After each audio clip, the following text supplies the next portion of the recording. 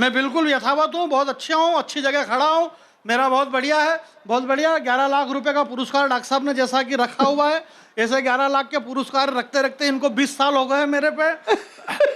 पैसे किसी को भी नहीं मिले और मैं इनका बहुत विशेष प्रिय हूँ। इस बात के लिए ये भी क्या हो रहा भैया, क्या कर रहा हूँ?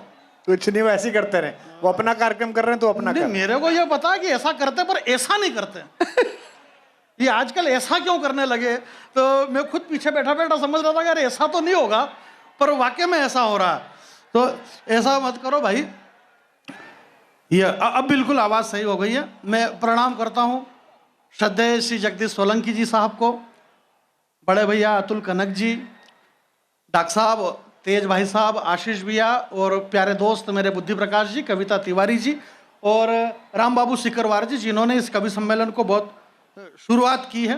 तो मैं भी ऐसी ही कोशिश करूँगा, बहुत कम समय में कोशिश करूँगा कि रन बने, और अगर इसके बाद भी रन नहीं बने तो गलती रन की है, मेरी नहीं रहेगी। क्योंकि मैं तो रन बनाता ही हूँ, पर अब नहीं बन रहे, उसका मैं क्या करूँ भाई? पिच भी खराब नहीं है और इसके बाद भी रन नहीं बन रहे। तो कई बार ऐसा होता है, आदमी दुर्भाग्यशाली होता है कि खानदानी पायलट होने के बाद भी हवाई जहाज दूसरे उड़ा रहे, वो क्या करे बेचारा।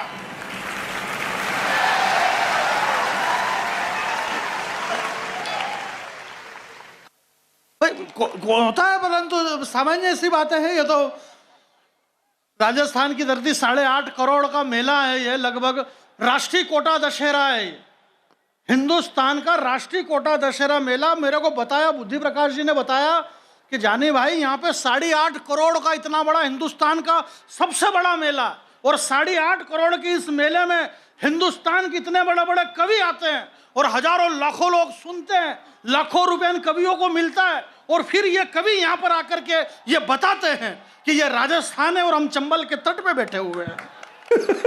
और आप भी स्वीकार करते हो हाँ यार वाकई में अपन बैठे हुए हैं। हमारे अतुल भैया ने बताया कि भगवान परशुराम की बहन है चंबल, और कुमार भैया ने बताया कि ये बात तो कुमार भैया को भी मालूम नहीं थी। अब कुमार भैया को ये बात मालूम नहीं थी, इससे कोई बहुत बड़ी बात नहीं हो जाती। अब इनको ये थोड़ी पता कि रतन कचौरी वाला 7 रुपए में एक कचौरी बेचता है। आपको नहीं मालूम है कि रतन कचौरी वाला 7 रुपए में एक कचौरी और 10 रुपए में 2 दे देता है वो। तो सबकी जानकारी अलग अलग है। अब परशुराम जी की बहन है चंबल, तो ठीक है। अब उस समय या तो मैं भी पैदा नहीं हुआ और कोई पैदा ही नहीं हुआ, तो अपने को कैसे मालूम कि वो परशुराम जी की बहन है चंबल। और परशुराम जी आदमी इतने खतरनाक थे, अगले आदमी की दादागिरी देखो, थोड़ा सा फड़फड़ कराने की मुंडी काट देते थे। अगले ने 21 बार काट डाली पृथ्वी पे से यार। धरावीन करो निशा, 21 बार पृथ्वी पे से इस धरती को उन्होंने हीन कर दिया। ऐसा कुछ भी नहीं, माहौल बहुत अच्छा है। हमारे भाई साहब डॉक्टर साहब ने जैसे कि बता दिया कि अब राजनीति में ये कभी कुछ भी बोले, ऐसा कुछ भी नहीं है। नहीं आ रही आवाज, वो तो मेरे को भी मालूम है कि आवाज ही नहीं आ रही है, पर अब मैं उसका क्या करूं? ये आवाज के बारे में ही बोल रहे हैं और कुछ बोल रहे हैं? हाँ यार क्या कर सकते हैं, आवाज के बारे में ही बोल रहे हैं, तो आवाज आ जाएगी। अब नहीं आए तो अभी उसका मैं कुछ भी नहीं करता हूं। मैं तो वहां से आया हूं जहां पे बहुत आवाजें आ रही है इन दिनों, और आवाज ही आवाज आ रही है। भाई साहब तेज भैया, मैं तो ऐसी जगह से आ रहा हूं, वो कह रहे कि आवाज नहीं आ रही। हमारे यहाँ तो इतनी आवाज आ रही है कि पूछो ही मत। जब भी टीवी चालू करो एक ही आवाज आ रही है। मोदी जी जन्मदिन पे लाए 8 चीते, सुबह से शाम तक 8 चीते, 8 चीते। दिक्कत ये नहीं है डॉक्टर साहब के चीते 8 हैं, दिक्कत ये है कि उन 8 में 5 मैडम है। अब एक के मतलब 3 के हिस्से में 3 आ रहे, तो 2 तो बेचारी यूं ही रह गई वो। अब वो जो 2 रह गई वो बहुत टेंशन में, अब हमारा क्या, क्योंकि 3 ने तो 3 का घर बस गया। और अभी फिर एक नई खबर आई मीडिया के द्वारा, उसमें एक जो आशा मैडम है, एक आशा नाम की चीती, आशा नाम की चीती। अरे जानी जवाब नहीं दे रहा, चीती नहीं वो मेरे को कुछ भी जानकारी नहीं। वो तो मोबाइल वगैरह में देख रहे कि जो एक उसका नाम है आशा, और वो प्रेग्नेंट है। एक नई खुशखबरी आई, कानों के जंगल से नई खुशखबरी आई कि वो प्रेग्नेंट है, और वो प्रेग्नेंट है। जब ये 8 आए तो 5 तेंदुए वहां से निकल के भागे। उनको पकड़ा, बोले तुम क्यों भाग रहे हो? बोले लोग हम पे शंका कर रहे हैं ना यार, क्योंकि ये तो अभी अभी आई, पता नहीं कहाँ काला मुंह करवा के आई। हम क्या, जरा ताली बजाओ। ऐसा नहीं है। कवि सम्मेलन कोटा में बहुत अच्छा सुनते हैं, बढ़िया सुनते हैं। आशीष भैया देखो 5-7 कवि हैं, इतने ही कवि हैं ये। वैसे इन्होंने बता दिया, भाई साहब ने, राम बाबू जी ने बताया कि आप कुमार विश्वास जी के लिए बैठे हुए हैं और अच्छे सीरियल देखने के लिए विज्ञापन झेलना पड़ते हैं। अब ये बात क्या इन्होंने कही क्या? डॉक्टर साहब ने, हम सब विज्ञापन नहीं हूँ। नहीं भाई अपनी इज्जत अपन खुद ही नहीं कर रहे हैं। जबकि मैं नगर निगम को धन्यवाद देता हूं कि उन्होंने 2 बड़े स्टार बुलाए, एक ये और एक मैं। जानिए नहीं, एक शुरुआत का और एक समापन का। 2 आदमी। भाई अपने आप को तो बड़ा मानो, नहीं मानेंगे तो कौन मानेगा अपने को? इसलिए मानते रहो बड़ा, कोई कुछ भी नहीं है सब। और सब प्रेम भाव का माहौल है, पूरे देश में सब अच्छा चल रहा है। राजनीतिक वे मनुष्यता है सब खत्म हो चुकी है। बुद्धि भाई, अतुल भाई साहब, सोलंकी जी साहब हमारे बीच में विराजमान है। मैं उनके चरणों को स्पर्श करता हूं। और अब किस किस को लो बोलो। तो ये सारी बातें अलग है कि बुझ ही नहीं सकती ये आग। पत्रकार लोग यहाँ पर आगे बैठे हुए हैं और हमारे जो डॉक्टर साहब बता रहे थे कि हमें कोई फर्क नहीं पड़ता, हमें हमारा पारिश्रमिक मिल गया है। सर भी बता रहे थे, अनिल भैया भी बड़े भावुक हो रहे थे। निशा मुनि हो रहा था, बोले यार मेरे छोटे से निमंत्रण पे आज कुमार विश्वास कोटा में आए हुए हैं, आपको सर इतना भावुक होने की जरूरत नहीं है। इन्होंने जितने मांगे इतने आपने दे दिया ना, आप दे दो तो ये आ जाते हैं, कोई बात ही नहीं है। और पूरे देश में जा रहे हैं। कवि सम्मेलन पूरे देश में हो ही रहे कि नहीं हो रहे? तो जितना मांगे इतना पैसा दे तो सब फटाफट चले आते हैं। कितना ही ट्रैफिक हो तो भी आ जाते हैं। बुद्धि प्रकाश जी आए कि नहीं आए, सारे ट्रैफिक को चीरते हुए आ गए यहाँ पे। और से बोलने से क्या फायदा हो जाएगा? आदमी धीरे धीरे बोल करके 10 साल तक देश का प्रधानमंत्री रह लिया मनमोहन सिंह, क्या मतलब जोर से बोलने से? धीरे में भी बहुत अच्छा काम हो सकता है। धीरे धीरे धीरे धीरे रे मना, धीरे धीरे कर से कोई जोर चिल्ला चोट करने से कोई मतलब नहीं है। हमारे अभय निर्भीक जी ने कितनी चिल्ला चोट करी, इतनी चिल्ला चोट रावण ने खुद ने नहीं करी युद्ध के मैदान में रावण की कविता पे। और इतनी चिल्ला चोट करने के बाद भी आखिरी में रावण को मरना तो पड़ा ना। अगर मान लो रावण जिंदा रहता तो एक बात थी, पर वो रावण खुद ही मर गया बेचारा। अच्छा, महत्वपूर्ण बात ये नहीं है कि रावण मर गया सर, महत्वपूर्ण ये है कि रावण क्यों मरा।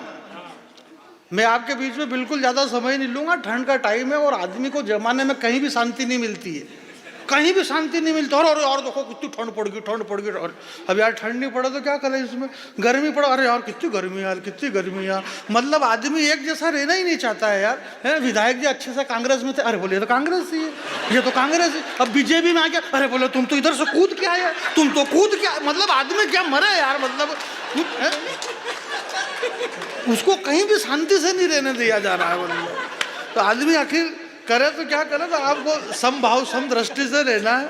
मैं कोई ऐसा कुछ ही नहीं है जैसा ये हमारे शशिकांत जी ने बताया, कोई रायपुर और कोई मैं, ये सब बड़े कवि हैं भैया, दिल्ली बम्बई बेंगलोर हैदराबाद घूमते फिरते। मैं कहीं नहीं गया रे भाई, मेरे घर से सीधा यहीं आया हूँ और यहाँ से वापस मेरे घर चला जाऊंगा। नहीं अपन 10-10 20-20 दिन इधर उधर रोते फिरो, क्या मतलब? अपन इधर उधर रोते फिरो और अपने घर के सामने फिर दूसरे रोते फिरे, क्या मतलब? अपने को घर पे रहना बहुत जरूरी है। ये ब्रह्मास्त्र है। ब्रह्मास्त्र क्या, ये कोरोना बेशरम है ये, कि ये कोरोना क्या समझ रहा कि मैं 8 महीने रहा, ये 8 महीने क्या अगर 16 महीने रहता तो भी एक पंक्ति नहीं बदलते हम। क्या बात कर रहे हो आप? वही सुनाएंगे, शुरुआत तो वहीं से होगी, कोई कुछ भी नहीं होगा। जहाँ से चले थे वहीं आए थे यार, कोई मतलब नहीं ऐसा फेर बदल करने से। जो चल रहा है बढ़िया चल रहा है। आदरणीय दवे साहब हमारे बीच में बैठे हुए, मैं आपको प्रणाम करता हूँ। ये सब ने करा तो मैं कर रहा हूँ, मेरे को कोई दिक्कत नहीं है। उससे क्या फर्क पड़ जाएगा मेरे को, तो सारी वो वाली बात नहीं है। शशिकांत जी ने अच्छी बढ़िया बात कही। शशिकांत जी ने कहा, देखो बिल्कुल आप लोड मत लेना, मैं लोड वाली, क्योंकि दवे साहब ने यहाँ पहले कहा था उनके भाषण में, उन्होंने एक बहुत महत्वपूर्ण बात कही। अमन भाई, ये आपका शहर है, आपका गाँव है, और सारे सक्सेना जी वगैरह कह रहे थे कि छोटे से गांव को इतना बड़ा और इतना बड़ा था तो गांव क्यों बोला, फलाना क्यों बोला, डिमका बोल। इस बात का मैं जवाब दूंगा क्योंकि मैं ओरिजिनल गांव का रहने वाला आदमी हूँ। इससे भी छोटे गांव का, और इससे भी ज़्यादा छोटा गांव है, और वो ओरिजिनल छोटा है, राजवंश। इसमें कोई उनको मालूम है। अपन यहाँ क्यों, अरे यार अपने माता पिता यहाँ रह रहे तो अपन भी यहाँ रह रहे, इसमें कौन सी नई बात? हम पैदा ही यहाँ पे हुए, इसमें तो कोई नई बात नहीं है। गाँव अच्छी बात है, गाँव में रहना चाहिए। और जो शहर में रह रहे हैं उन्होंने भी कोई बहुत बड़ा काम नहीं कर दिया। उससे क्या हो गया, शहर में रहे तो कल से कलकत्ता से आ जाएंगे, क्या फर्क पड़ रहा है उसमें, है? बारीक बात क्या, बात बहुत ज्यादा बारीक कर रहा हूँ आजकल मैं, और इतनी बारीक बारीक करके लोग मेरे को बारीक समझ रहे हैं। इतना ज्यादा बारीक समझ रहे भाई साहब। दवे साहब एक बहुत अच्छी बात कही, बोला कवि सम्मेलनों के मंचों पे फुहड़ता आ गई। बहुत अच्छी बात कही थी आपने, बोलो फुहड़ता आ गई। फुहड़ता आई थोड़ी भाई साहब, फुहड़ता को लाया गया है, तो वो फुहड़ता आई बेचारी, वरना फुहड़ता ऐसा कुछ नहीं। कवि सम्मेलनों में कहाँ फुहड़ता भाई, जोक्स सुनाते हैं, चुटकुले सुनाते, कहाँ सुनाते यार। जोक्स सुनाते तो हमको 4 लाख रुपए शेखर सुमन की तरह मिलते, कहाँ मिल रहे वो, ऐसा कुछ भी नहीं। भैया बता रहे थे कि अच्छी कविता लिखना, शशिकांत जी ने कहा कि अच्छी कविता लिखना का सरल काम, कोई बड़ी बात नहीं है। अच्छी कविता सुनाना बड़ी बात नहीं है, अच्छी कविता यूं करना बड़ी बात नहीं। अच्छा तो फिर बड़ा क्या है, बड़ा पेमेंट लेना बड़ी बात। दुनिया में बड़ा पेमेंट लेना बड़ा काम है। तो ये बड़े काम जो है, कुछ बड़े काम ऐसे काम में मत करो। मैं आपके ये जो सड़क है ना, ये जो सड़क है, इस सड़क के पीछे वो जो पुलिया है, उस पुलिया के नीचे थपथपा कर सहला कर बड़ी मुश्किल से उसे सुलाया है। सोने दो, उठ गया तो रकम कोई मोटी मांगेगा, बहुत दिन से भूखा है शायद रोटी मांगेगा।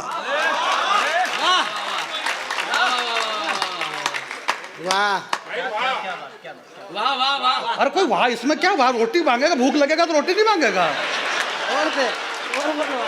इसमें कोई नई बात ही नहीं है यार। ये ऐसा बौद्धिक आतंकवाद फैला रखा है इस देश के अंदर, बौद्धिक, इसको बोलते शब्दों का बौद्धिक आतंकवाद। अरे बोले क्या बात कर दी, क्या बात करी, कोई कुछ भी बात नहीं करी अपन ने, तो सामान्य सी बात है भाई। वो एक गरीब बच्चा है, और गरीब बच्चा है तो उसको भूख तो लगेगी कि नहीं लगेगी भाई। भूख किसको लगती, गरीबों को इस देश में यार। सबकी सुनो, सामान्य बात है। दौड़ दौड़ के नीले उनके पीछे पड़ गए। है कौन है, अरे कीर्ति जी नहीं, ये भैया साल वाले, उनका नाम भी कीर्ति। तो फिर मेरे को बताओ ना इनका ये नाम है यार, आप बता ही नहीं रहे हो भाई। बताना चाहिए ना इनका नाम ये है भाई। वो कुछ बोलना चाह रहे हो, आप बोलने नहीं दे रहे हो, ऐसा थोड़ी है। ये कवि सम्मेलन का मंच है, यहाँ पे राजनीति कोई मतलब नहीं। उन्होंने कहा क्या, सिर्फ इतना ही कहा ना दिल्ली में क्या चल रहा है, तो आप बता दो दिल्ली में कुछ नहीं, ट्रैक्टर चल रहा है, और क्या चल रहा है, इतनी सी बात है। जो चल रहा है वो बता दो। कुछ भी नहीं चल रहा, यहाँ से कुछ भी नहीं बोला जा रहा है मेरे भाई। मैं आपसे एक निवेदन करना चाहता हूँ, इस माइक से यार, मैं एक बहुत पुरानी बात बताना चाहता हूँ। इस माइक से कोई भी नहीं बोल रहा, ये आज बोल रहे हैं। इस माइक से यहाँ कोई भी कोई सेटिंग करके थोड़ी बोल रहा है यार। आज से 500 साल पहले जो बोला गया, अब मेरे को बताओ, आज से 500 साल पहले पंडित आत्माराम दुबे जी की संतान, यहाँ विद्वान लोग बैठे हुए, तुलसीदास जी महाराज ने आज से 500 साल पहले रामचरित्र मानस के सुंदरकांड में उन्होंने लिखा कि अमित नाम भट्ट कठिन कराला। अब तुलसीदास जी को क्या मालूम कि अमित नाम भट्ट कठिन कराला 500 साल पहले लिखा अगले ने, कि अमित आएगा तो आएगा, पर इतना भट्ट बटा भट्ट मारता भी है साला, समझ में ही नहीं आ रहा। ये तब लिख दिया गया यार, आज थोड़ी हो रहा है ऐसा, ये तो बहुत पहले से लिखा गया। जिंदाबाद। आज कुछ भी नहीं हुआ, जरा छाके आ गया। ये तुलसीदास जी लिख रहे, मैं थोड़ी लिख रहा हूँ। ये तो तुलसीदास जी ने पहले लिखा कि श्री रामचंद्र कृपाल भज मन हरण बोवे हरण नव कंज। कंज का मतलब समझते हो ना, नव कंज, लोचन कंज, मुख कर कंज, पद कंजारुण, आंखें कमल, हाथ कमल, मुख कमल, इतने सारे कमल 500 साल पहले फंसा गए तुलसीदास जी। अब आप क्या करें, क्योंकि आज ये कमल क्या, अब मेरे को जिंदाबाद। जिंदाबाद क्या, तुलसीदास जी को कौन बेंगलोर ले गया था भाई। ये तो कवि क्या होता है, कविता का मतलब यार, कवि का मतलब मैं आपके बीच में बताना चाहता हूँ। इस अमन भाई के लिए इतना सबने बोला कि अमन इतना बड़ा कवि है, अमन इतना बड़ा गीतकार है। ये अमन तुम मुगालने में मत रहना, तुमने इन कवि सम्मेलन करवाया तो बोला, वरना कोई रोज थोड़ी बोल रहे थे। एक बात है, रोज थोड़ी बोलते, रोज बोलते हैं क्या ऐसा, कोई भी नहीं बोल रहा रोज, कोई भी नहीं बोल, वो तो खाली मैं बोल देता हूँ। बहुत प्यारा गीतकार है। हाँ, मल्लिका जी के बहुत बढ़िया। अरे इन्होंने बहुत शानदार गीत सुना, लखनऊ से हमारे बीच में आए, मेरी आदरणीय है। हालांकि मैं बड़ी कवित्रियाँ, मेरी दीदी विदी और ऐसा झूठ तो बोलता नहीं हूँ, मैं माँ सरस्वती के मंच में एक ये बहुत बड़ा झूठ चला, मेरे बड़े भाई साहब बैठे हुए हैं, मेरी बड़ी बहन बैठी हुई है। यार ये ऐसे झूठ आप क्यों बोलते हो? मेरी भाई कोई मेरे कोई भाई बहन नहीं, भगवत की बात है। अभी ये शशिकांत जी कह रहा, बोले दवे जी मेरे बड़े भाई बैठे। यार तू यादव, वो दवे भाई कैसे हो? तुम खुद की बातें कर रहे हो।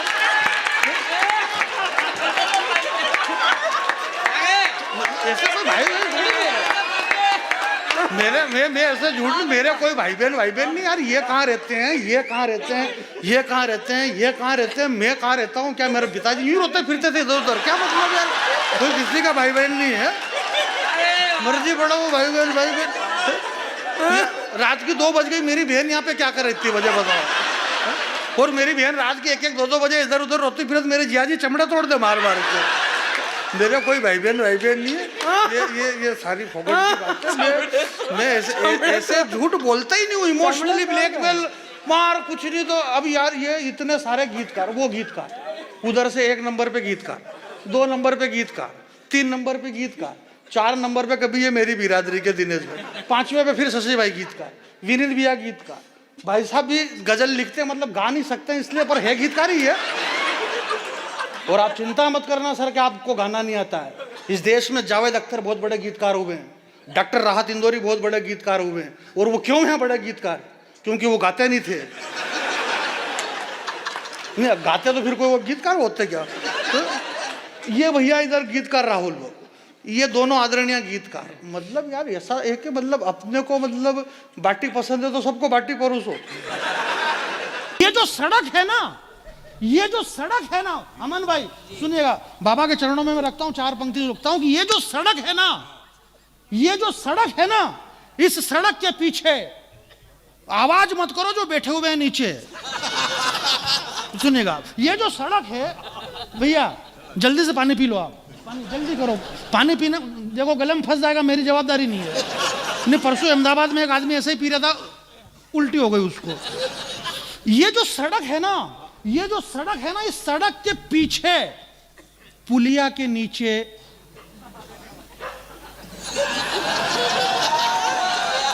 आप समझ नहीं रहे हो।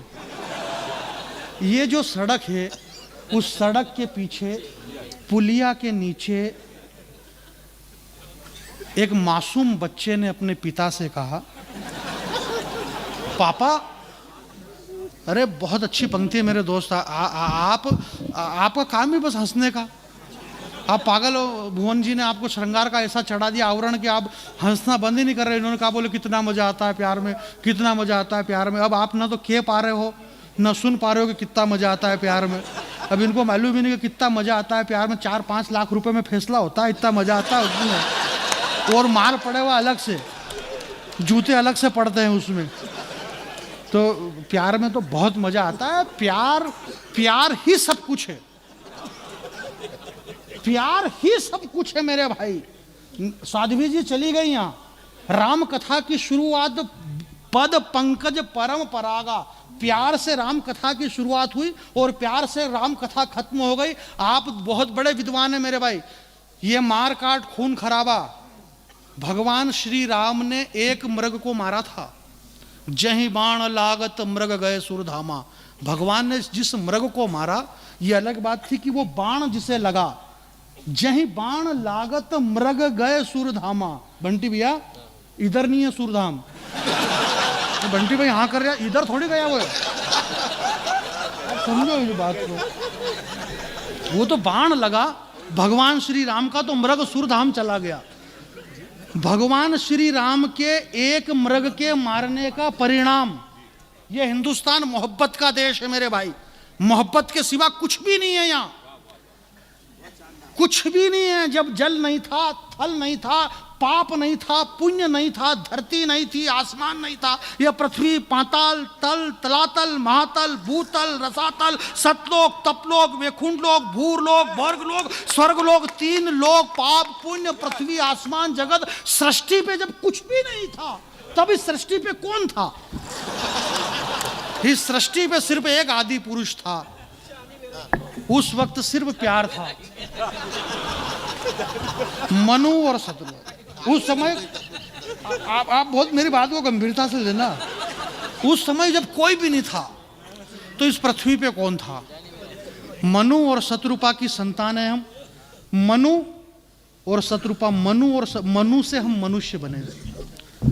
उस वक्त सिर्फ प्यार था, प्रेम था। ये सब कुछ नष्ट हो जाएगा मेरे भाई, परंतु प्यार कभी भी नष्ट नहीं होगा। प्यार सत्य है, प्यार शाश्वत है, इसलिए प्यार करिए, भले कितने पैसे लगे, आप प्यार करिए। प्यार है, सत्य है, प्यार शाश्वत है, वो अपने को करना चाहिए। देखो मेरे तो क्या हो, ये पाकिस्तान की और ये बातें इसलिए भी नहीं करता। कई बार अभी बेंगलोर के कवि सम्मेलन में शशिकांत जी संचालन कर रहे हैं, तो हमारे भाई ने ये अभय भैया ने एक कविता पढ़ी, इनकी एक बहुत शानदार कविता है। तो इन्होंने उस कविता में इनकी भूमिका थी, इन्होंने भैया ने बताया ना, मुकेश भैया ने, कि अंग्रेजी जानते हैं, ये मालवी जानते हैं, ये हिंदी जानते हैं, गुजराती जानते हैं, पर ये कन्नड़ नहीं जानते, बंगाली नहीं जानते। मेरे को योग से ये दूसरी भाषा नहीं आती है, परंतु मेरे को है ना तेलुगु, मलयालम, कन्नड़ ये सब आती है। उसका चक्कर ये अपन ने पहले हालैंड खरीद ली थी। हालैंड पिछानो नहीं पिछानो, हालैंड। ये कानपुर में रहते हैं, इनको ये पता नहीं। हमारे यहाँ ये जो भीड़ कह रहे, बोले यार कितनी भीड़ आ गई, कितनी भीड़ आ गई, मालूम भीड़ कितनी आ गई। मैंने कहा यार भैया तुमको मालूम ही नहीं, हमारे यहाँ अगर वहाँ बोरवेल चले नहीं हालैंड, तो 100, 200, 400 जना खाली वहाँ फोगट में राई देवा वाला आई जाए। बोले जान दे, एक राड़ और जान दे, जान दे, भगवान कर दो। मैंने 6 साल से बोरवेल का काम, मेरे खुद की 2 बोरवेल थी, तो कम से कम 100-200 जना तो वहाँ यूँ आई जाए। क्या और कितना फिट हो गया, और बीड़ी अलग सूत रहा। क्या और कितना फिट हो गया, बोले 450, बोले 2 राड़ और जान दे। यार 85 को भाव है, थार बाप देगा पैसा ही का। बोले मैं सन सही करो, फिर नीचे झुकेगा,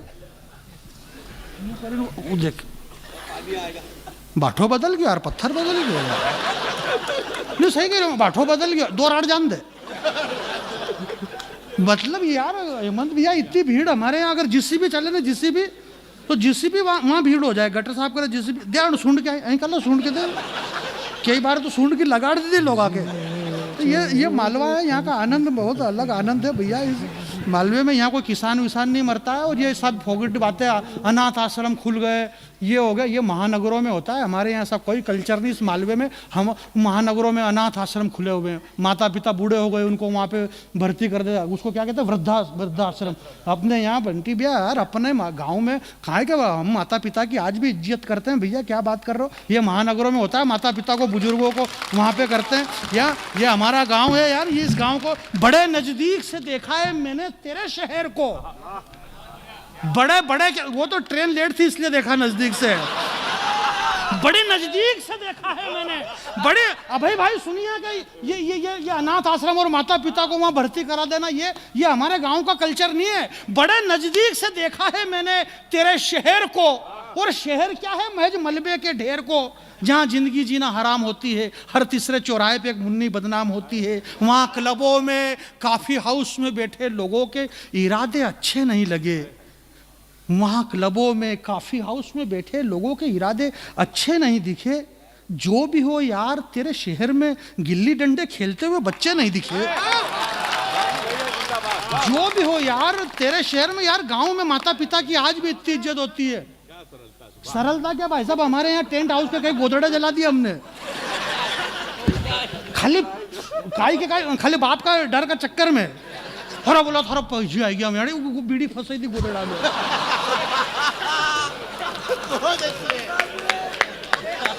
मालूम डोकरा कितने जूते पड़ेगा, कई रजाइयाँ जला दी हमने यूँ बीड़ी से। कई बार शादी ब्याह में यही तो होता है, ठंड के टाइम में, मतलब रजाई के अंदर यूँ करके पीते हैं हम। वहीं से कहते, अरे बोला था पप्पा ही रहा यार, हमारा पप्पा, बोला हाँ थारा पप्पा। वह बीड़ी अंदर के अंदर, अंदर के अंदर, फिर वो जगह करती है, अंदर ही अंदर जलती है। फिर वो कैसे चलती है वो अंदर अंदर, मालूम आपको? अब हम यूँ तो है नहीं, मैं बीड़ी जला के बताऊँ तो वो अंदर ही अंदर जलती है, जबकि उसको अगले आदमी ने मसल दी बीड़ी को, यूँ करके यूँ मसल दी उसको। बुझ ही नहीं सकती ये आग। आगर के लोग अगर कवि सम्मेलन सुन रहे हैं तो मैंने आपसे ये नहीं कहा कि आप ताली बजाना, एक पंक्ति सुन लेना कि बुझ ही नहीं सकती ये आग, मेरा वादा है, क्योंकि ये लगी हुई कम, फैलाई हुई ज्यादा है। वाह वाह बेटे क्या जानी बात, अच्छी पंक्ति है। अरे माला पिनाओ मेरे को, क्या बात कर रहे हो तुम? अच्छी पंक्ति है तो बुझ ही नहीं सकती ये हिलाई हुई जाए। सुनिएगा, अरे मजे आनंद लो, मैं मजे का कवि हूँ, मेरे को कोई फर्क नहीं पड़ता है। मैं अरे भैया की अरे अरे अरे मजाक कर रहे थे, अरे मजाक कर रहे थे यार भाई साहब कीजिए, भैया कीजिए, मेरे भगवान की कसम मजाक कर रहा था मैं मजाक कर रहा, भगवान कसम मजाक। आप बैठ जाओ, सही कह रहे, मैं मजाक कर रहा था, मजाक को सही समझ बैठे यार। माला पिनो तो माला पिनाने के लिए आ गए। अरे यार कल से मैं कह दूंगा यार तुम चाय लाओगे क्या मेरे लिए? इस तरह से यार मजाक समझा करो यार। तो भैया को पता ही नहीं चाहिए। हम हिंदुस्तान ने जो भी डिसीजन लिया है, कविता का कद बहुत बड़ा है। हम बाबा के सामने बैठ करके ये जो मजाक मस्ती कर रहे हैं, क्यों कर रहे हैं? ये हमारे संस्कार नहीं है।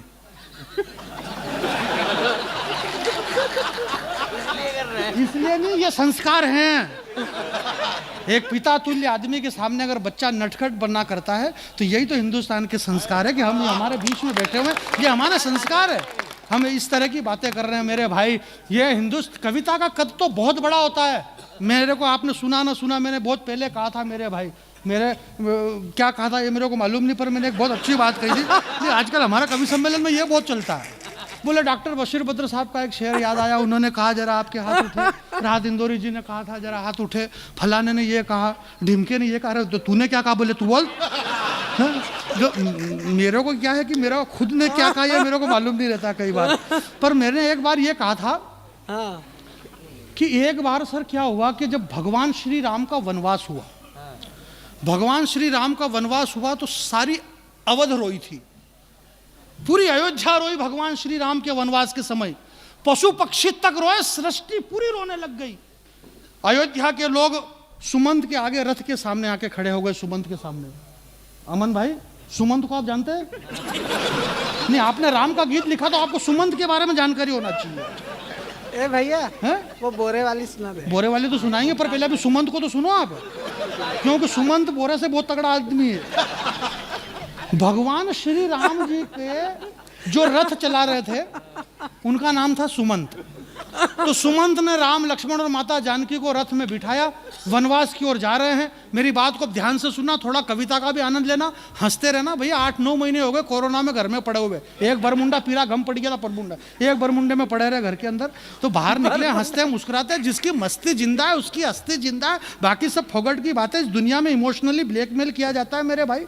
हम देश में उन जवानों के लिए बातें करते हैं। मेरा प्यारा दोस्त भाई, तो मैं कहूँगा नहीं, मेरे नेचर में नहीं ये कहना, फोगट की बातें नहीं, पाप का भागी बनना क्या मतलब है यार?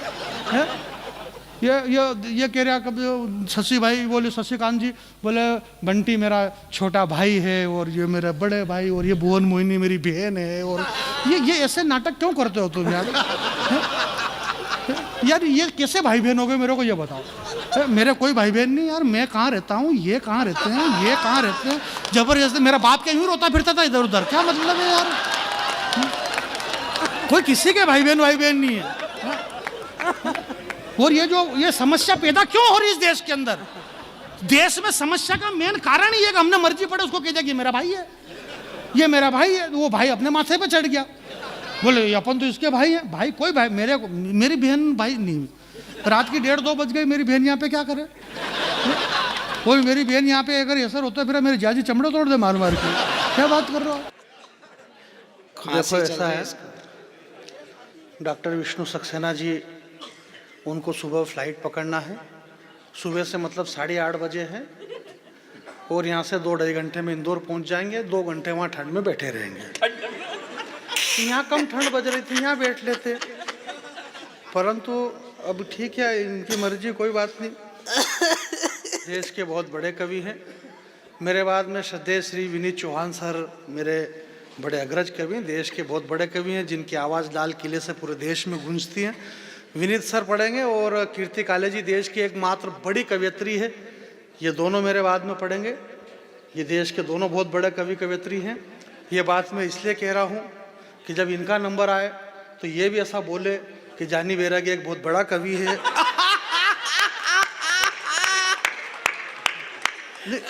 भाई अपने भाईचारा निभाना पड़ता है, तो ये भाईचारा बराबर निभाते। विनीत भैया से ही मेरे को शिकायत है।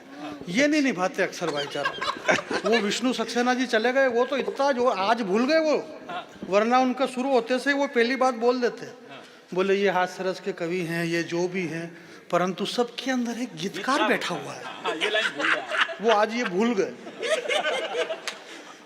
ये हास्य कवि है, इसके अंदर भी एक गीतकार बैठा है। वीर रस का कवि राहुल, इसके अंदर एक गीतकार बैठा है। बहुत देर तक वो, एक बार ऐसा गीतकार बिठाने के चक्कर में माहौल उनके कब्जे में नहीं आया, तो एक माइक वाले के अंदर बिठाया गीतकार इन्होंने, तो गीतकार बिठाया इन्होंने। तो अब यहाँ माहौल बिगाड़ के वो चले गए, परंतु माहौल बिगड़ेगा नहीं, ऐसा कुछ भी नहीं है। मैं आपको प्रणाम करता हूँ। ये मालवा निमाड़ का संगम स्थान है। आवाज, अरे भाई साहब आप चिंता ही मत करो, आवाज नहीं आ रही, नहीं आप बिल्कुल फिक्र मत करो, आवाज आ जाएगी। जोर से बोलने से क्या फायदा हो जाएगा? आदमी धीरे धीरे बोल करके 10 साल तक देश का प्रधानमंत्री रह लिया मनमोहन सिंह, क्या मतलब जोर से बोलने से? धीरे में भी बहुत अच्छा काम हो सकता है। धीरे धीरे धीरे धीरे रे मना, धीरे धीरे कर से कोई जोर चिल्ला चोट करने से कोई मतलब नहीं है। हमारे अभय निर्भीक जी ने कितनी चिल्ला चोट करी, इतनी चिल्ला चोट रावण ने खुद ने नहीं करी युद्ध के मैदान में रावण की कविता पे। और इतनी चिल्ला चोट करने के बाद भी आखिरी में रावण को मरना तो पड़ा ना। अगर मान लो रावण जिंदा रहता तो एक बात थी, पर वो रावण खुद ही मर गया बेचारा। अच्छा, महत्वपूर्ण बात ये नहीं है कि रावण मर गया सर, महत्वपूर्ण ये है कि रावण क्यों मरा। मैं आपके बीच में बिल्कुल ज़्यादा समय नहीं लूँगा, ठंड का टाइम है और आदमी को जमाने में कहीं भी शांति नहीं मिलती है, कहीं भी शांति नहीं मिलती। और देखो कितनी ठंड पड़ गई। और अब यार ठंड नहीं पड़े तो क्या करें, इसमें गर्मी पड़ा, अरे यार कितनी गर्मी यार। मतलब आदमी एक जैसा रहना ही नहीं चाहता है यार। है विधायक जी अच्छे से कांग्रेस में थे, अरे बोले ये तो कांग्रेस ही है, ये तो कांग्रेस है। अब बीजेपी में आ गया, अरे बोले तुम तो इधर से कूद के आए, तुम तो कूद के, मतलब आदमी क्या मरे यार, मतलब उसको कहीं भी शांति से नहीं रहने दिया जा रहा है। मतलब तो आदमी आखिर करे तो क्या करे, तो आपको समभाव सम दृष्टि से रहना है। मैं कोई ऐसा कुछ ही नहीं है जैसा ये हमारे शशिकांत जी ने बताया, कोई रायपुर और कोई मैं, ये सब बड़े कवि हैं भैया, दिल्ली बम्बई बेंगलोर हैदराबाद घूमते फिरते। मैं कहीं नहीं गया रे भाई, मेरे घर से सीधा यहीं आया हूँ और यहाँ से वापस मेरे घर चला जाऊंगा। नहीं अपन 10-10 20-20 दिन इधर उधर रोते फिरो, क्या मतलब? अपन इधर उधर रोते फिरो और अपने घर के सामने फिर दूसरे रोते फिरे, क्या मतलब? अपने को घर पे रहना बहुत जरूरी है। ये ब्रह्मास्त्र है। ब्रह्मास्त्र क्या, ये कोरोना बेशरम है ये, कि ये कोरोना क्या समझ रहा कि मैं 8 महीने रहा, ये 8 महीने क्या अगर 16 महीने रहता तो भी एक पंक्ति नहीं बदलते हम। क्या बात कर रहे हो आप? वही सुनाएंगे, शुरुआत तो वहीं से होगी, कोई कुछ भी नहीं होगा। जहाँ से चले थे वहीं आए थे यार, कोई मतलब नहीं ऐसा फेर बदल करने से। जो चल रहा है बढ़िया चल रहा है। आदरणीय दवे साहब हमारे बीच में बैठे हुए, मैं आपको प्रणाम करता हूँ। ये सब ने करा तो मैं कर रहा हूँ, मेरे को कोई दिक्कत नहीं है। नहीं, उससे क्या फर्क पड़ जाएगा भाई, मेरे को तो सारी वो वाली बात नहीं है। शशिकांत जी ने अच्छी बढ़िया बात कही। शशिकांत जी ने कहा, देखो बिल्कुल आप लोड मत लेना, मैं लोड वाली, क्योंकि दवे साहब ने यहाँ पहले कहा था उनके भाषण में, उन्होंने एक बहुत महत्वपूर्ण बात कही। अमन भाई, ये आपका शहर है, आपका गाँव है, और सारे सक्सेना जी वगैरह कह रहे थे कि छोटे से गांव को इतना बड़ा, और इतना बड़ा था तो गांव क्यों बोला, फलाना क्यों बोला, ढिमका बोल। इस बात का मैं जवाब दूंगा, क्योंकि मैं ओरिजिनल गांव का रहने वाला आदमी हूँ। इससे भी छोटे गांव का, और इससे भी ज़्यादा छोटा गांव है, और वो ओरिजिनल छोटा है, राजवंश। इसमें कोई उनको मालूम है अपन यहाँ क्यों? अरे यार अपने माता पिता यहाँ रह रहे तो अपन भी यहाँ रह रहे, इसमें कौन सी नई बात? हम पैदा ही यहाँ पे हुए, इसमें तो कोई नई बात नहीं है। गाँव अच्छी बात है, गाँव में रहना चाहिए। और जो शहर में रह रहे हैं उन्होंने कोई बहुत बड़ा काम नहीं कर दिया। उससे क्या हो गया, शहर में रह रहे तो कल से कलकत्ता से आ जाएंगे, क्या फर्क पड़ रहा है उसमें? है बारीक बात क्या, बात बहुत ज्यादा बारीक कर रहा हूँ आजकल मैं, और इतनी बारीक करके लोग मेरे को बारीक समझ रहे, इतना ज्यादा बारीक समझ रहे। भाई साहब दवे साहब एक बहुत अच्छी बात कही, बोला कवि सम्मेलनों के मंचों पे फुहड़ता आ गई। बहुत अच्छी बात कही थी आपने, बोलो फुहड़ता आ गई। फुहड़ता आई थोड़ी भाई साहब, फुहड़ता को लाया गया है, तो वो फुहड़ता आई बेचारी, वरना फुहड़ता ऐसा कुछ नहीं। कवि सम्मेलनों में कहाँ फुहड़ता है? जोक से सुनाते हैं, चुटकुले सुनाते, कहाँ सुनाते यार? जोक से सुनाते तो हमको 4 लाख रुपए शेखर सुमन की तरह मिलते, कहाँ मिल रहे वो? ऐसा कुछ भी नहीं। भैया बता रहे थे कि अच्छी कविता लिखना, शशिकांत जी ने कहा कि अच्छी कविता लिखना का सरल काम, कोई बड़ी बात नहीं है। अच्छी कविता सुनाना बड़ी बात नहीं है, अच्छी कविता यूं करना बड़ी बात नहीं। अच्छा तो फिर बड़ा क्या है? बड़ा पेमेंट लेना बड़ी बात। दुनिया में बड़ा पेमेंट लेना बड़ा काम है, तो ये बड़े काम जो है, कुछ बड़े काम ऐसे काम में मत करो। मैं आपके ये जो सड़क है ना, आजा आजा ये जो सड़क है, इस सड़क के पीछे वो जो पुलिया है, उस पुलिया के नीचे थपथपा कर सहला कर बड़ी मुश्किल से उसे सुलाया है। सोने दो, उठ गया तो रकम कोई मोटी मांगेगा, बहुत दिन से भूखा है, शायद रोटी मांगेगा। वाह वाह वाह वाह अरे कोई वाह, इसमें क्या वाह, रोटी मांगेगा, भूख लगेगा तो रोटी नहीं मांगेगा, और से इसमें कोई नई बात ही नहीं है यार। ये ऐसा बौद्धिक आतंकवाद फैला रखा है इस देश के अंदर, बौद्धिक, इसको बोलते हैं शब्दों का बौद्धिक आतंकवाद।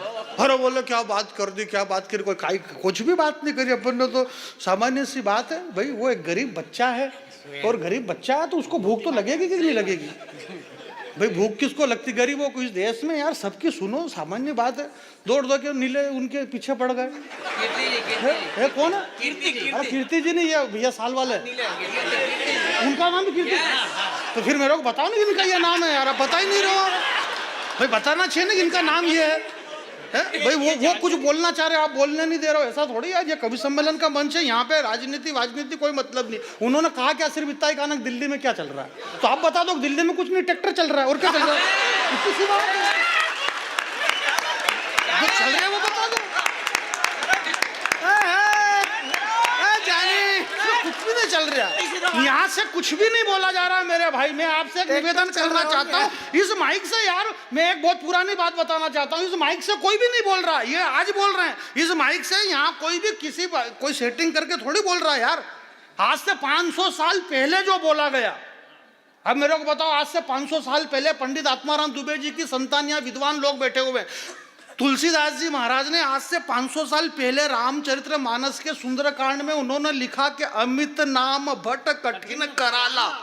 अब तुलसीदास जी को क्या मालूम कि अमित नाम भट्ट कठिन कराला 500 साल पहले लिखा अगले ने कि अमित आएगा तो आएगा, पर इतना भट्ट बटा भट्ट मारता भी है साला, समझ में ही नहीं आ रहा। ये तब लिख दिया गया यार, आज थोड़ी हो रहा है ऐसा, ये तो बहुत पहले से लिखा गया। जानी जिंदाबाद। आज कुछ भी नहीं हुआ, जरा छाके आगे। ये तुलसीदास जी लिख रहे, मैं थोड़ी लिख रहा हूँ। ये तो तुलसीदास जी ने पहले लिखा कि श्री रामचंद्र कृपाल भज मन हरण भो भय हरण। नव कंज, कंज का मतलब समझते हो ना? नव कंज, लोचन कंज, मुख कर कंज, पद कंजारुण, आंखें कमल, हाथ कमल, मुख कमल, इतने सारे कमल 500 साल पहले फंसा गए तुलसीदास जी। अब आप क्या करें, ये कोई आज है कमल क्या? अब मेरे को जिंदाबाद। जिंदाबाद क्या, तुलसीदास जी को कौन बेंगलोर ले गया था भाई? ये तो कवि क्या होता है, कविता का मतलब यार, कवि का मतलब मैं आपके बीच में बताना चाहता हूँ। इस अमन भाई के लिए इतना सबने बोला कि अमन इतना बड़ा कवि है, अमन इतना बड़ा गीतकार है। ये अमन तुम मुगालने में मत रहना, तुमने इन कवि सम्मेलन करवाया तो बोला, वरना कोई रोज थोड़ी बोल रहे थे। एक बात है, रोज थोड़ी बोलते, रोज बोलते हैं क्या ऐसा? कोई भी नहीं बोल रहा, रोज कोई भी नहीं बोल। वो तो खाली मैं बोल देता हूँ, बहुत प्यारा गीतकार है। मल्लिका जी, मल्लिका जी के बहुत बढ़िया। अरे इन्होंने बहुत शानदार गीत सुना, लखनऊ से हमारे बीच में आए, मेरी आदरणीय है। हालांकि मैं बड़ी कवित्रियाँ, मेरी दीदी विदी, और ऐसा झूठ तो बोलता नहीं हूँ। माँ सरस्वती के मंच में ये बहुत बड़ा झूठ चला, मेरे बड़े भाई साहब बैठे हुए हैं, मेरी बड़ी बहन बैठी हुई है। यार ये ऐसे झूठ आप क्यों बोलते हो? मेरी भाई कोई, मेरे कोई भाई बहन नहीं, भगवत की बात है। अभी ये शशिकांत जी कह रहा, बोले दवे जी मेरे बड़े भाई बैठे। यार तू यादव, वो दवे भाई कैसे तुम्हें खुद की बातें कर रहे हो?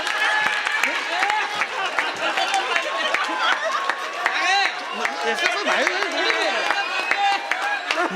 मैं ऐसे झूठ, मेरे कोई भाई बहन नहीं यार। ये कहाँ रहते हैं, ये कहाँ रहते हैं, ये कहाँ रहते हैं, ये कहाँ रहते हैं, मैं कहाँ रहता हूँ? क्या मेरे पिताजी यूँ रोते फिरते थे इधर उधर? क्या मतलब यार, कोई किसी का भाई बहन नहीं है, मर्जी पड़ा वो भाई बहन। रात की 2 बज गई, मेरी बहन यहाँ पे क्या कर रही थी वजह बताओ? और मेरी बहन रात के 1-1, 2-2 बजे इधर उधर रोती फिर, मेरे जिया जी चमड़ा तोड़ दे मार के। मेरे कोई भाई बहन नहीं है, ये सारी फोकट की बात है। मैं ऐसे झूठ बोलता ही नहीं हूँ। इमोशनली ब्लैकमेल मार कुछ नहीं। तो अब यार ये इतने सारे गीतकार, वो गीतकार उधर से 1 नंबर पे गीतकार, 2 नंबर पे गीतकार, 3 नंबर पे गीतकार, 4 नंबर पे कभी ये मेरी बिरादरी के दिनेश भाई, 5वें पे फिर शशि भाई गीतकार, विनीत भैया गीतकार। भाई साहब भी गजल लिखते हैं, मतलब गा नहीं सकते इसलिए, पर है गीतकार ही है। और आप चिंता मत करना सर कि आपको गाना नहीं आता है। इस देश में जावेद अख्तर बहुत बड़े गीतकार हुए हैं, डॉक्टर राहत इंदौरी बहुत बड़े गीतकार हुए हैं। और वो क्यों हैं बड़े गीतकार? क्योंकि वो गाते नहीं थे। नहीं गाते तो फिर कोई वो गीतकार होते क्या? तो ये भैया इधर गीतकार राहुल, वो ये दोनों आदरणीय गीतकार। मतलब यार ऐसा एक है, मतलब अपने को मतलब बाटी पसंद है तो सबको बाटी परोसो। ऐसा थोड़ी, सबकी अलग अलग चॉइस है सबकी। ऐसा आपने प्लान बना लिया, बोले गीतकार गीतकार गीतकार गीतकार। गीत कविता के प्राण है, कवि सम्मेलनों के प्राण है गीतकार। डॉक्टर हरिओम पवार जी कहते हैं कि कवि सम्मेलन का प्राण है गीत, और जिस दिन गीत मर जाएंगे मंचों से उस दिन कवि सम्मेलन मर जाएंगे। और जब कवि सम्मेलन मर जाएंगे तो क्या होगा? ताली थोड़ी बजाना, मर गए तो और ताली बजा रहे हो यार। थोड़ा बहुत तो समझो कि नहीं समझो? इन्होंने कहा यार तुम इतनी आदतें बिगाड़ दी यार। यार जो आए जो हाथ खड़े करो, हाथ नीचे करो, यूं ताली बजाओ, फलाना क्यों बजाओ यार ताली? भावुक हो गए इसका मतलब ताली थोड़ी बजती भावुक होते जाते। तो बिल्कुल ताली वाली मत बजाओ। माल ओरिजिनल होगा, मार्केट में अपने आप बिकेगा। विज्ञापन की कोई जरूरत नहीं है कि आप ताली बजाओ रे। मेरे को जरूरत ही नहीं है आपकी ताली की। आप प्रेम से सुनो यार। इतने लोग बहुत सारे लोग कम पड़ गए। और ये क्यों कम पड़ गए? आप पीछे जाके सुनो उनकी बातें। आप पब्लिक को सुनो यार, जनता को सुनो। बातें करते करते जा रहे हैं। हर बोले यार ताली बजा के परेशान कर रहे हैं यार। कविता सुनाए ना, छुट्टी करे यार। बोले ताली बजा, ताली यार का नौकर है क्या अपन यार इनके ताली बजाए? और पहली बात ताली कौन बजाता है यार शुद्ध मनो। हम कवि सम्मेलन कर रहे हैं, कविता कर रहे हैं। तुलसीदास जी महाराज ने तो कहीं भी नहीं लिखा रामायण में कि 4 लाइन जैसे ही उन्होंने पूरी कर दी चौपाई। मंगल भवन है मंगलहारी, द्रंशु दशरथ अजर बिहारी, दीनदयाल बिरज संभारी, हरुनाथ मोहम्मद संकटवारी, जरा प्रिय भक्तों एक बार ताली बजाओ। ऐसा लिखा क्या कहीं? कहीं नहीं लिखा ना ताली बजाओ भाई, इसमें कहीं कुछ भी नहीं लिखा। परंतु आप लोग कवि के सामने बैठ करके इतनी देर तक बैठे हैं रात को। आप क्यों बैठे हुए हैं? क्योंकि देखो यहाँ व्यवस्था थी बैठने की, इतना लोड मत लेना। मैं 5-7 मिनट आपके बीच में मैं ये कह रहा था कि यार भगवान श्री राम के लिए आपने इतना बढ़िया, नरेश भाई सॉरी अरे अमन भैया, ये अभय भैया, ये क्या कि नरेश ने इतनी सारी पोस्टर डाली है कि वो याद रहता है जबान के लिए। तो हाँ नरेश निर्भीक कवि सम्मेलन के खिलाफ लिखता है, गलत बात है, ऐसे बोलना नहीं चाहिए। बहुत अच्छा, कुछ नहीं उसको 4 कवि सम्मेलन बुला लो तो अच्छे हो जाएंगे, उससे क्या मतलब है? ऐसा थोड़ी नहीं होता। आपने जो राम रावण का प्रसंग सुना है सर, बहुत अच्छा प्रसंग। राम रावण को लेकर के आपने जो बात कही है, अद्भुत बात कही है। रावण की जो मृत्यु हुई है, रावण इसलिए मर गया क्योंकि वो रावण था।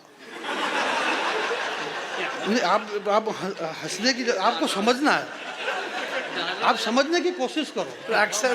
क्योंकि ये जो 2 आंखें हैं ना, इन 2 आंखों के अंदर एक आंख और है। उस अंदर की आंख से आप देखो। अब उसमें को आप देख नहीं पा रहे, उसका मैं क्या कर सकता हूँ? मैं देख पा रहा हूँ, आप अपने घर पे जाके कोशिश करना कैसे देखा जाता है अंदर से, तो बढ़िया मजा आएगा आपको। तो क्या हुआ कि थोड़ा आनंद यार, बहुत ठंड में ठहर गए हैं लोग, बैठे हैं, इतनी देर देशभक्ति की बातें। वो जानी वो छूट जाएगा। वो रामायण सीरियल का मुल्ला जी बैठे बहुत बढ़िया। इसके बाद हाँ सुनो, साकिर सेठ हमारे सामने। हाँ साकिर सेठ। वो क्या है कि हमारी भाषाओं का जो विस्तृतीकरण हुआ, हमारे धर्म की, जो राम लला की और ये जो बातें हो रही है, भगवान श्री राम पे इतना बढ़िया गीत सुना है। भगवान श्री राम की सनातन धर्म की जड़ें इतनी गहरी है कि उसे कोई भी नहीं हिला सकता साहब। भगवान से हमारे सनातन धर्म की जड़ें, जब रामानंद सागर ने रामायण सीरियल बनाया तो 40 भाषा में दवे साहब उसको बना था, 40 भाषा में, और कम से कम 70 कंट्री में उसको देखा गया। सुबह में 9 साढ़े 9 बजे रामायण आती थी तो शहर में सन्नाटा छा जाता था। लाइलॉन के जूते चप्पल की इतनी चोरी होती थी कि पूछो मत। लोग उधर रामायण देखने में व्यस्त रहते थे, इधर चोरी जूते चप्पल गायब हो गए। तो मेरे गांव में रामायण चल रही विनीत भैया, हाँ सुनना। तो रामायण चल रही साहब। आप देखो, हालांकि अभी नहीं चल रही रामायण, मैं खाली सुना रहा हूँ मन से। 9 साढ़े 9 बजे रामायण, और जैसे रामायण खत्म हुई तो शो छूटा, लोग घर में से निकलते थे रामायण देख के। तो यार 2 मुल्ला जी आपस में बातें करते हुए जा रहे थे। बोले हाँ साकिर सेठ कमाल करी रीडू। बोलो शू करी रीडू? बोले हाँ रामानंद सागर ने कमाल करी रीडू। आ रामायण सागर ने रामायण सीरियल में शू कीधु? आ शू कीधु कि आ सीता भाभी तमे आ लक्ष्मण रेखा से बहार जावो मती ने कछु गड़बड़ थाई जाए तो हमारी जवाबदारी नहीं। वो दोनों आपस में बात कर रहे हैं। उस दिन वो सीता हरण का प्रसंग था, तो दोनों आपस में बात करते करते बोले हाँ रामायण साकिर सेठ रामानंद सागर ने कमाल करी डीडू। बोले शू करी डीडू? बोले आ रामानंद सागर ने सीरियल में शू बतायो कि आ लक्ष्मण रेवर से सीता भाभी ने शू कीधु? बोले आ सीता भाभी तमे आ लक्ष्मण रेखा से बाहर जावो मती ने कछु गड़बड़ थाई जाए तो हमारी जवाबदारी नहीं। आ बात सुनी ने साकिर सेठ घरे गया, और घरे जईने फरीदानी मम्मी से कीधु कि आ फरीदानी मम्मी तमे बाखर से बाहर जावो मती ने कछु गड़बड़ थाई जाए तो हमारी जवाबदारी नहीं।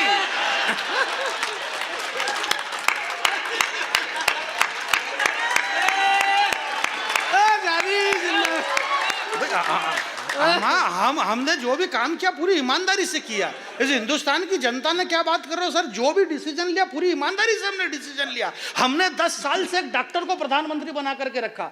हमारे विनीत चौहान सर लेक्चरर है केमिस्ट्री के, अमन सर पढ़े लिखे सर वहाँ लेक्चर आ रहे हैं, ये प्रोफेसर हैं, ये डॉक्टर हैं, ये प्रोफेसर और डॉक्टर कीर्ति काले और राहुल सारे पढ़े लिखे, खाली एक मैं ही पढ़ा लिखा नहीं हूँ। इससे क्या फर्क पड़ गया मेरे को ये बताओ?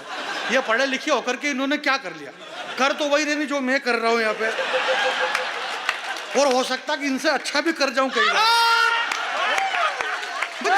लिख करके क्या कर लिया इन्होंने? हाथ हिलाने की जरूरत नहीं, पीछे वो बैठे देवे साहब, उनसे पूछो कि किसका पेमेंट कितना। पढ़े लिखे होने से कुछ भी नहीं होता। बहुत ज्यादा पढ़े लिखे लोगों ने इस देश में क्या कर लिया? रात की 3 बजे सुप्रीम कोर्ट खुलवा दी हिंदुस्तान के पढ़े लिखे लोगों ने एक आतंकवादी के लिए। इस देश के पढ़े लिखे लोगों ने राम के ऊपर उंगली उठाई होगी? अंगूठे छाप आदमी ने, गांव में रहने वाले आदमी ने कभी राम के लिए कुछ भी नहीं कहा होगा। इस देश के अंदर पढ़े हिंदुस्तान की, मैं आपसे कि एक डॉक्टर को प्रधानमंत्री बनाया। डॉक्टर मनमोहन सिंह जी अर्थशास्त्री थे, डॉक्टर थे, पढ़े लिखे थे, अर्थशास्त्री थे। डॉक्टर होने के बाद 10 साल में उन्होंने एक इंजेक्शन तक नहीं लगाया। चाय बेचने वाले को प्रधानमंत्री बनाया, उसने दे धड़ाधड़ ऑपरेशन पे ऑपरेशन, ऑपरेशन पे ऑपरेशन। अब अगर चाय बेचने वाला ऑपरेशन करेगा तो टांके तो गलत सुलत आ ही सकते हैं। ये टांके गलत आ गए। अब ये टांके वहां मायावती जी को और उधर तकलीफ हो रही है, क्योंकि टांके क्या है कि अब ये काम तो उनका, टांके बहुत महत्वपूर्ण चीज है सर। मेरी माता बहनें बची हुई, उनसे पूछो आप, ये माता बहनें जब बात करती है आपस में तो टांके की बातें करती है। बोलो क्यों तुम्हारे लाड़ी का ऑपरेशन हो गयो? बोले हो गयो ना। बोले कहाँ करा? बोले खरगोन करने करियो। बोले गुप्ता ने। डॉक्टर अच्छो टांका बढ़िया ले। मार देरानी का टांका कमजोर लिया तो टांका पक गया। टांके कमजोर होते तो टांके पक जाते, और वो टांके इसलिए पकते क्योंकि परहेज नहीं रखते खाने पे। अब इन लोगों के टांके इसलिए पक गए कि ये परहेज ही नहीं रख रहे। तुम परहेज तो रखो, तुमको मालूम ही नहीं कि परहेज क्या है। हिंदुस्तान में रहने के लिए बहुत परहेज रखना पड़ता है। ये हिंदुस्तान है, बगैर परहेज से यहाँ नहीं रह सकते। तुम्हारे को करा क्या? खाली इतना ही कहा ना कि भाई कागज दिखाओ,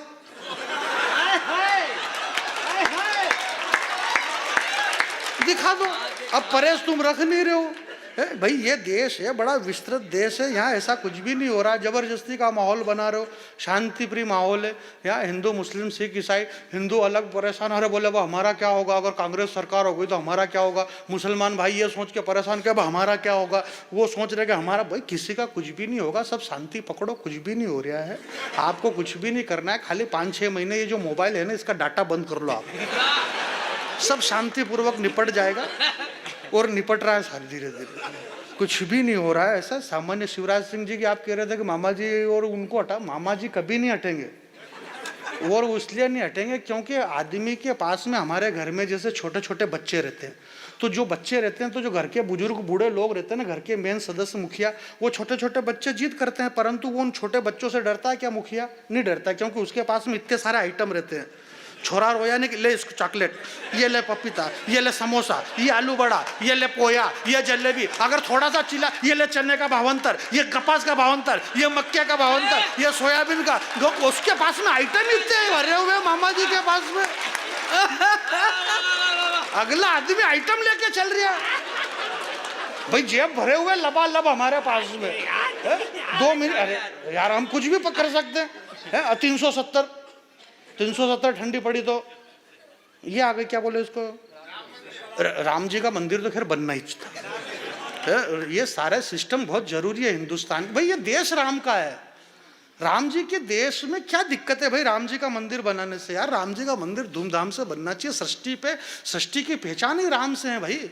भगवान श्री राम का मंदिर यहाँ नहीं बनेगा तो कहाँ बनेगा? इसमें इतना लोट लेने की क्या जरूरत है? छोटी एक कविता सुना देता हूँ, नई कविता है, सुनिएगा। ये मेरे पुराने प्यारे मित्र, कौमी एकता की जो बातें करते हैं इस देश में हम बहुत गंगा जमुनी तहजीब को हमने जितना निभाया इतना किसी ने नहीं निभाया। परंतु आप देखो साहब, गंगा जमुनी तहजीब, हमारे बड़े शायर बैठे पंकज पल्ला साहब, और इतने बढ़िया बढ़िया बातें हुई है गंगा यमुनी तहजीब, और बढ़िया बढ़िया शेर हुए कि ए मेरे पुराने प्यारे मित्र, ए मेरे पुराने प्यारे मित्र, जरा पाँव तो सीधे रख।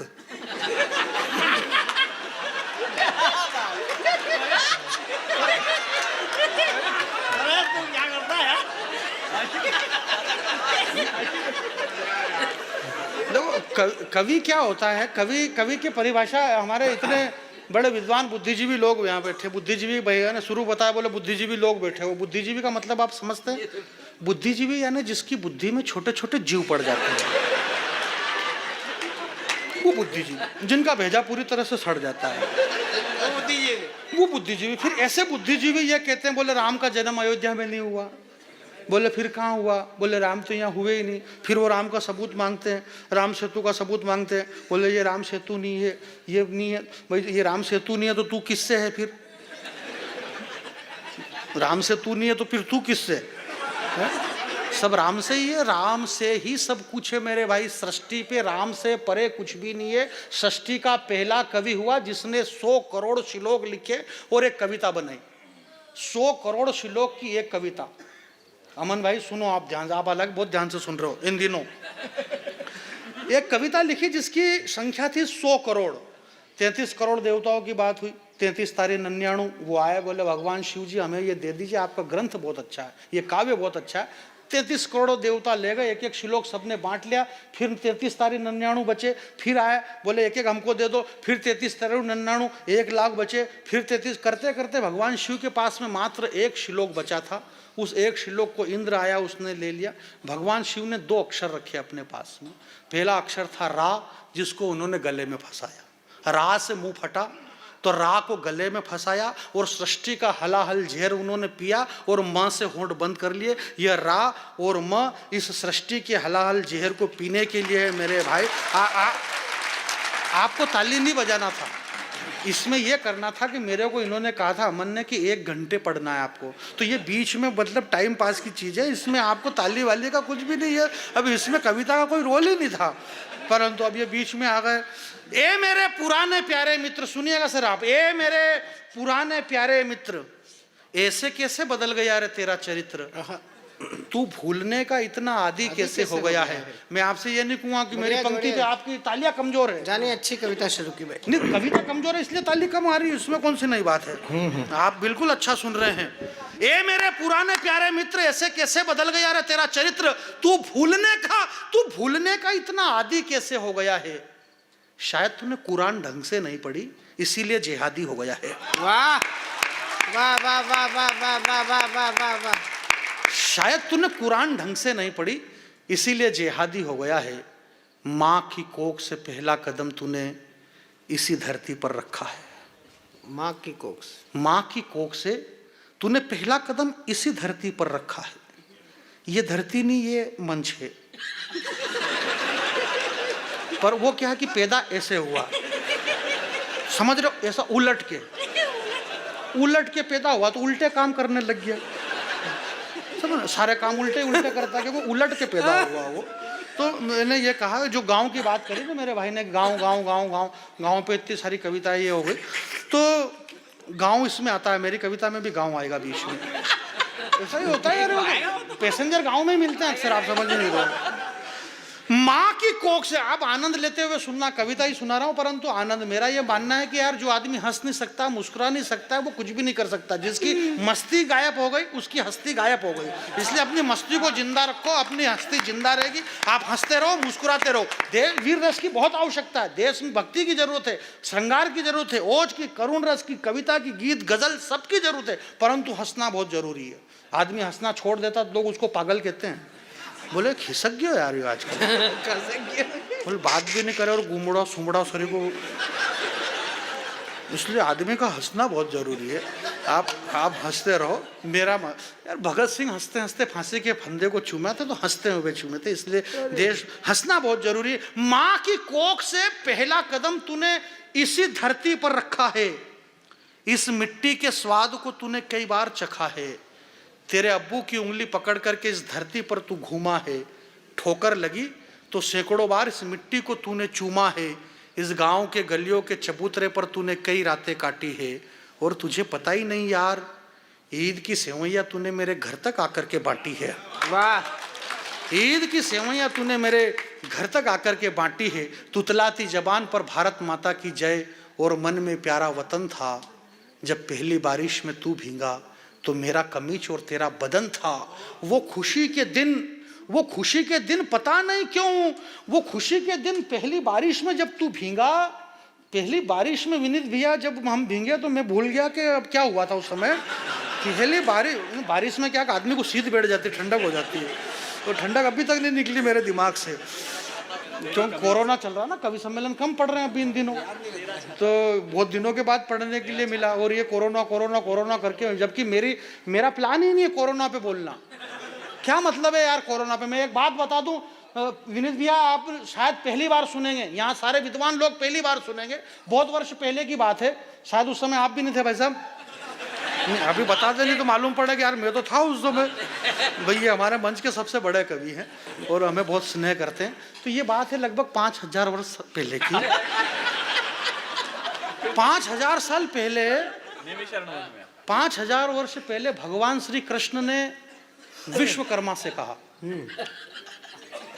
आप भले हंसो पर आप विश्वकर्मा को जानते नहीं हो, और जिस दिन विश्वकर्मा को जानने लग जाओगे उस दिन हंसना बंद कर दोगे मन, मेरी गारंटी है। आप एक बार मिल के देखो विश्वकर्मा से, बड़ा आनंद आएगा आपको।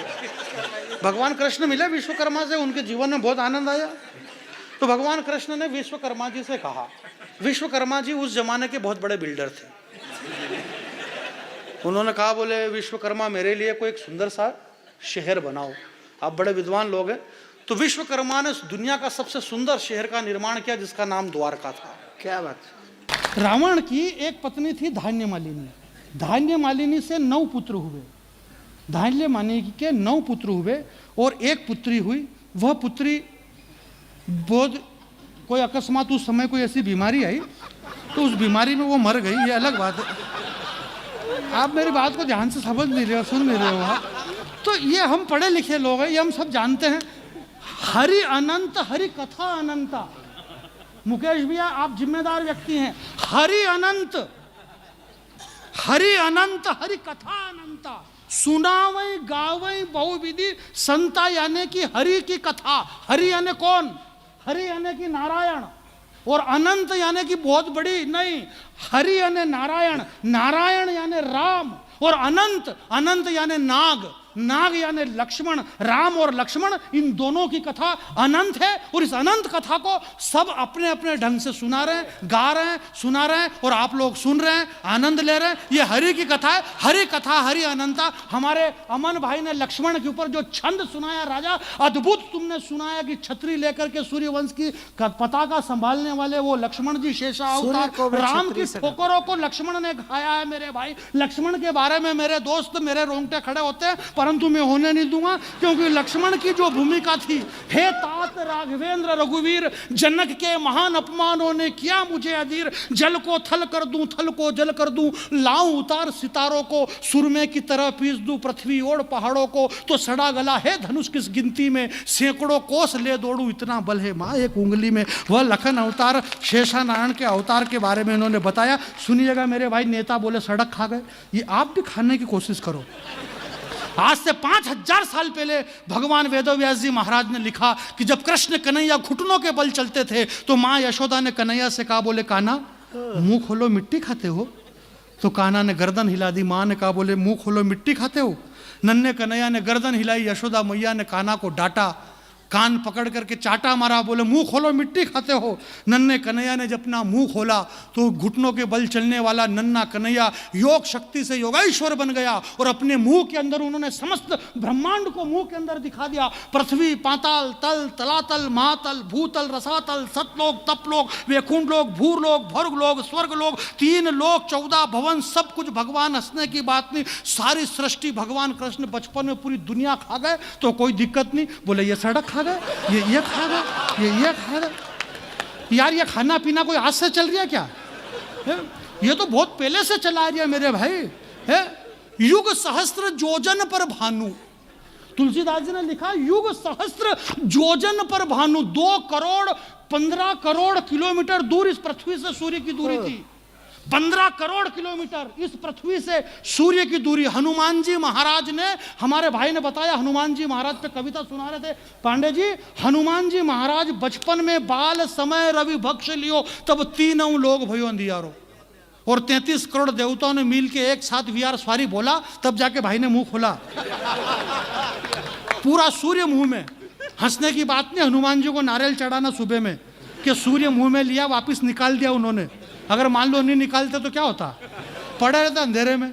या कवि सम्मेलन वगैरह सब अंधेरे में ही होते, मालूम थोड़ी पड़ता अंधेरे में कौन क्या कर रहा है। अंधेरे में अरे हो किसकी मोटरसाइकिल में कौन किसकी चाबी घुसेड़ रही है मालूम पड़ता अंधेरे में। इस देश के अंदर, इसलिए मैं कह रहा हूं कि बहुत ज्यादा पढ़ा लिखा होना कोई जरूरी नहीं मेरे भाई। हिंदुस्तान के पढ़े लिखे लोगों ने क्या कर लिया, इस देश के अंदर ज्यादा पढ़े लिखे हो गए लोग तो रात की 3 बजे सुप्रीम कोर्ट खुलवा दी आतंकवादियों के लिए। हिंदुस्तान के पढ़े लिखे लोगों ने क्या बयान दिया। एक 2 कौड़ी का क्रिकेट खेलने वाला पाकिस्तान का क्रिकेटर कहता है कि हिंदुस्तान की पहचान तो शाहरुख खान साहब से है। इस मेरे भाई ने कहा, बोले हनुमान चालीसा का पाठ करिए। जावेद अख्तर को डर लग रहा है, उसको डर लग रहा है। उन बेवकूफों को ये पता नहीं हिंदुस्तान, बोले सलमान खान साहब से हिंदुस्तान की पहचान है, आमिर खान साहब हिंदुस्तान की पहचान है। उन बेवकूफ़ों को पता नहीं है कि हिंदुस्तान की पहचान इन पर्दे पे नाचने वाले नचैयों से नहीं है। हिंदुस्तान की पहचान भारत माता और वंदे मातरम का जयघोष बोल करके फांसी के फंदे को चूमने वाले उस बाबा भगत सिंह से हिंदुस्तान की पहचान है। हिंदुस्तान की पहचान उन महाराणा प्रताप से मेरे भाई। 2 कौड़ी के आतंकवादी हमें बम से डराएंगे। किस देश को बम से डरा रहा है 2 कौड़ी का आतंकवाद। धन्य धन्य धरा जहां की शक्ति भक्ति और स्वाभिमान कभी बिका नहीं, और धन्य था वो शूरवीर राणा जिसकी ताकत के आगे अकबर तक टिका नहीं। क्या फौलादी सीना था उस राणा का, टकरा कर तीर सीने में टूट जाते थे, और ही नहीं नाता था जब चेतक तो मुगलों के छक्के छूट जाते थे। और ऐसा भगवा उड़ाया राणा ने हल्दी घाटी में कि सूर्यदेव भी छिप गए गगन पर, और आदमी तो आदमी एक घोड़े ने जान दे दी वतन पर। इस देश के अंदर जरा दोनों हाथ खड़े करिए बना, जल्दी से नीचे कर लो हाथ, वापस जल्दी करो। अरे यार अभी महाराणा प्रताप के घोड़े को मालूम पड़ जाए, बारूद वाला। सुनिएगा मेरे भाई के, ये मेरे पुराने प्यारे मित्र, कविता सुनिएगा, कविता के साथ जुड़ना पड़े लोग। जानिए अच्छी कविता, एक अच्छी कविता सुना देता हूँ। बहुत हंस लिया आपने, हंसने का कोटा पूरा हो गया, अब खत्म, अब नहीं हंसेंगे अपन। अब आप एक कविता सुनिएगा, मेरी प्यारी कविता है, बहुत अच्छी कविता है, सुनिएगा। कविता है, मैं यूं कह रहा हूं कि ये जो सड़क है ना, इस सड़क के पीछे पुल है, उस पुल के नीचे, हंस रहे हो यार, देखो तो सही कि पुल के नीचे क्या क्या है। फोकटी कपड़ा बिछा दिया, जबरदस्ती कपड़े बिछा रहे हो आप, कपड़े फाड़ रहे हो आप, देखो पुल के नीचे क्या है? बहला कर फुसला कर। अगर अगली पंक्ति पे आपका कलेजा हिलेगा मेरे भाई। और आप कविता समझते नहीं है, मालवा की धरती का अपमान मत करना। एक लाइन पढ़ता हूं मैं कि उस पुलिया के नीचे सड़क के पीछे, भुवन जी, सड़क के पीछे पुलिया के नीचे बहला कर फुसला कर उसे सुलाया है, उसे सुलाया है, सोने दो। उठ गया ना तो कोई रकम मोटी मांगेगा, बहुत भूखा है शायद रोटी मांगेगा। बहला के फुसला के उसे सुलाया है, सोने दो। उठ गया तो रकम मोटी मांग बैठेगा, बहुत दिनों से भूखा है शायद वो रोटी मांग बैठेगा। महाप्राण निराला की वह नायिका जिसको मैंने देखा था इलाहाबाद के पथ पर, वह तोड़ती पत्थर अपने आंचल में। भगवान भास्कर सूर्य की, भगवान भास्कर अपनी रश्मियों से उसके खुद रंग पर राज कर रहे थे मानो। भगवान भास्कर की रश्मियां उसके खुद रंग पे राज कर रही थी मानो। और उसने मुस्कुराते हुए कितने मीठे से कहा था, माँ ये करोड़ों रुपए जो दिए जा रहे हैं ना, आखिर ये करोड़ कितने होते हैं? माँ ने कहा, बेटे करोड़ कितने होते हैं ये तो मुझे पता नहीं। बच्चे ने कहा, क्या करोड़ में 2 रोटी और 1 कंबल आ सकती है? क्या इन करोड़ में 2 रोटी और 1 कंबल आ सकती है? माँ ने कहा, मुझे पता नहीं। उस माँ को भी पता नहीं था। तो मैंने कहा, कोई बात नहीं, पता नहीं, अपन बात बदल देते हैं, क्योंकि आपके पास कंबल है ओढ़ने के लिए और रोटी भी है, तो आपको क्या मतलब इन सारी बातों से। तो मेरी एक छोटी सी कविता सुन के मुझे विदा करना। सुनिएगा, कोई भी बीच में से खड़ा होकर के नहीं जाए प्लीज मेरे दोस्त। 2 मिनट की कविता है, बीच में से खड़ा होकर के नहीं जाए कोई भी, वरना इस कविता का अपमान नहीं है मेरे भाई।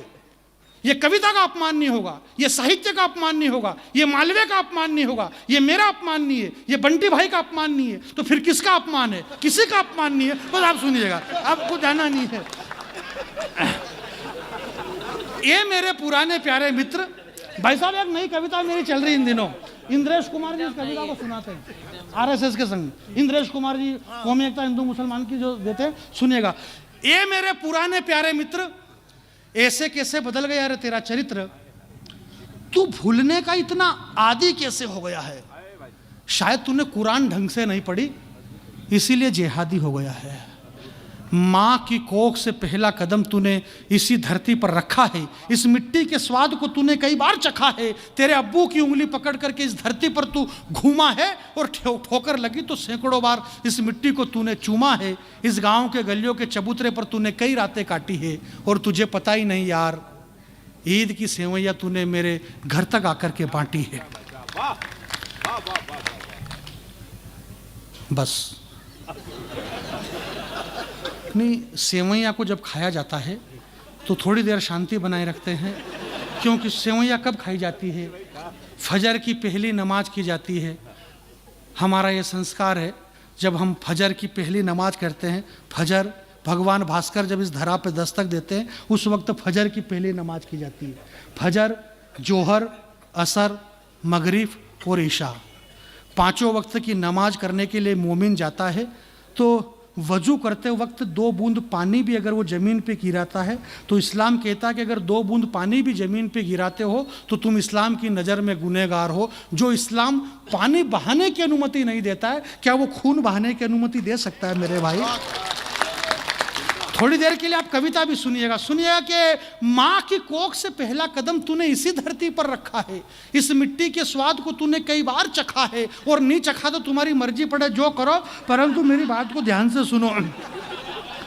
घर लौटते वक्त स्कूल से, सुनिएगा मेरे दोस्त, आपका तेवर बदल गया तो मुझे विदा करना, मैं अपना स्थान ग्रहण करना चाहता हूँ। मेरे बाद में बाबा पढ़ेंगे और शशिकांत यादव जी को, मैं देश के बड़े वीर रस के कवि हैं, हमारे मालवा के सबसे प्यारे कवि, अच्छे कवि, इनको बुलाने के लिए मैं 4 पंक्तियाँ आपके बीच में पढ़ना चाहता हूँ और 4 पंक्ति पे एक वीर रस के तेवर को खड़ा करना चाहता हूँ। इन पंक्तियों पे के नीचे तपती धरा, हमारे मुकेश भाई ने जहाँ से बात खत्म करी, सुनिएगा कि नीचे तपती धरा, ऊपर सूर्य भगवान, बीच में खड़ा एक सरहद का जवान, सरहद पर ये तिरंगा यूं ही लहराता रहे, उसकी रक्षा करना ही वो अपना काम समझ बैठा।